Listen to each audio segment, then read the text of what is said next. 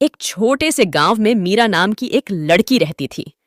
मीरा पढ़ाई में बहुत तेज थी, लेकिन उसके पैर बचपन की बीमारी की वजह से कमजोर थे। स्कूल जाते वक्त दूसरे बच्चे उसे देखकर ताना मारते, जिससे मीरा का मन दुखी हो जाता। एक दिन वह स्कूल जाने से इनकार कर दिया।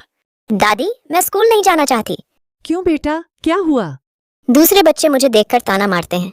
मेरे पैर कमजोर हैं। उसकी दादी, जो बहुत ही प्यार करने वाली और बुद्धिमान थीं, दादी ने मीरा को अपने पास बैठाया। उन्होंने मीरा को एक सुंदर बगीचे की कहानी सुनाई। कहानी में उस बगीचे में कई तरह के फूल थे। हर फूल खूबसूरत था, पर सब एक जैसे नहीं थे।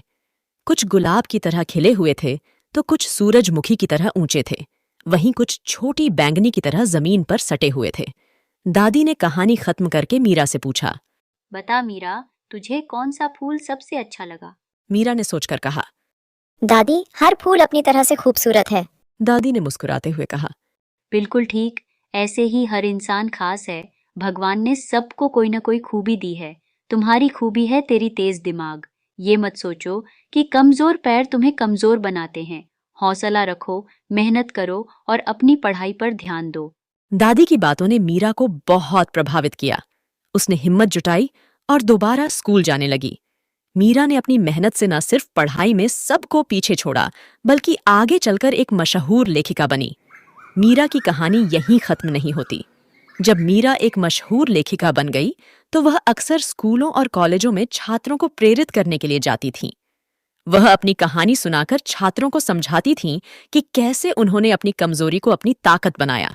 एक बार मीरा एक कॉलेज में लेक्चर देने गई। वहां उन्होंने एक छात्र को देखा जो बहुत उदास था। लेक्चर के बाद मीरा ने उस छात्र से बात की।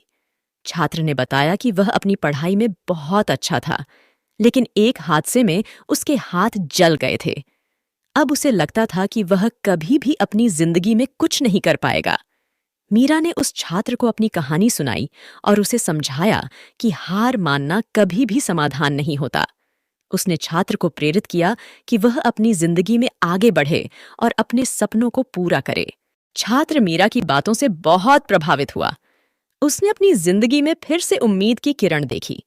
उसने कड़ी मेहनत की और आगे चलकर वह एक सफल इंजीनियर बन गया। मीरा की कहानी हमें सिखाती है कि जिंदगी में मुश्किलें आती रहती हैं, लेकिन हमें हार नहीं माननी चाहिए। अपनी खूबियों को पहचानें और उन्हें निखारने की कोशिश करें। याद रखें, जहां चाह है वहां राह है।